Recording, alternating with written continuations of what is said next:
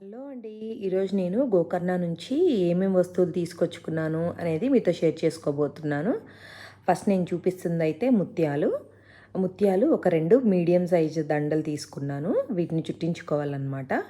So, beach side మనం ఏ beach దగ్గరికెళ్ళినా గోకర్ణలో ముత్యాలు అమ్మేవాళ్ళు ఉంటారు. ముత్యాలే కాదండి, చాలా రకాల టైప్స్ ఆఫ్ పర్ల్స్, లాకెట్స్ అవన్నీ కూడా ఉంటాయి. చాలా రకాల స్టోన్స్ అమ్ముతూ ఉంటారు. నాకు ఒక ఇద్దరు ముగ్గురు దగ్గర ట్రై చేసిన తర్వాత ఒక అతని దగ్గర చాలా క్వాలిటీ అండ్ షైనింగ్ చాలా బాగా నచ్చి మీడియం సైజువి ఒక 2 దండలు తీసుకున్నాను. వీటిని చుట్టించుకోవాలన్నమాట.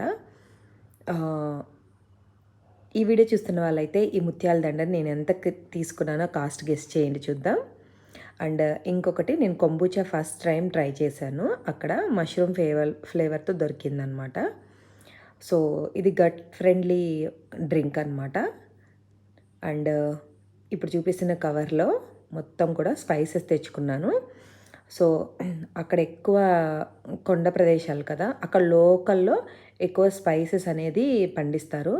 సో, అందుకని చెప్పి స్పైసెస్ చాలా మంచి ఫ్లేవర్తో ఉన్నవి అండ్ మంచి బెస్ట్ క్వాలిటీవి తీసుకొచ్చుకున్నాం అనమాట. మనకి ఇక్కడ దొరికేవి వాటిలో కొన్నిట్లో ఆయిల్ తీసేసి మనకి అన్ని స్టోర్స్లో దొరుకుతాయి. అక్కడ ఆయిల్ తీయని ఫస్ట్ క్వాలిటీ కూడా ఉంటాయి. సేమ్ ప్రైసే, కాస్ట్ వైజ్గా పెద్ద డిఫరెన్స్ ఉండదు, బట్ క్వాలిటీ వైజ్గా డిఫరెన్స్ ఉంటుంది.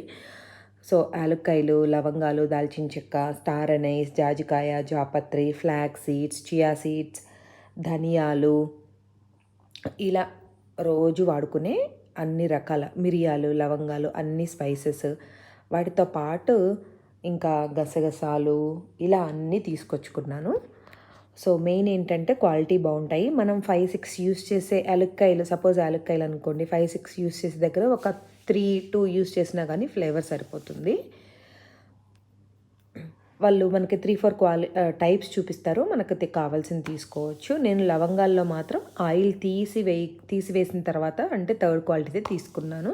అవి ఎలాగూ ఘాటుగా ఉంటాయి కాబట్టి లవంగం మాత్రం థర్డ్ క్వాలిటీ తీసుకొని మిగతా అన్ని ఫస్ట్ క్వాలిటీ అలా తీసుకున్నాను అనమాట. ఇప్పుడు చూపిస్తున్నవి వచ్చేసేసి టీ టీ ఆకు, గ్రీన్ టీ, అండ్ ఇంకొకటి గ్రీన్ టీలో వెనిలా ఫ్లేవర్. సో, పెద్దగా వెనిలా ఫ్లేవర్ ఏమీ తెలీదు, బట్ మనకి ఆ టీ కాస్తున్నప్పుడు మాత్రం ఫ్లేవర్ ఎక్కువగా తెలుస్తుంది. సో,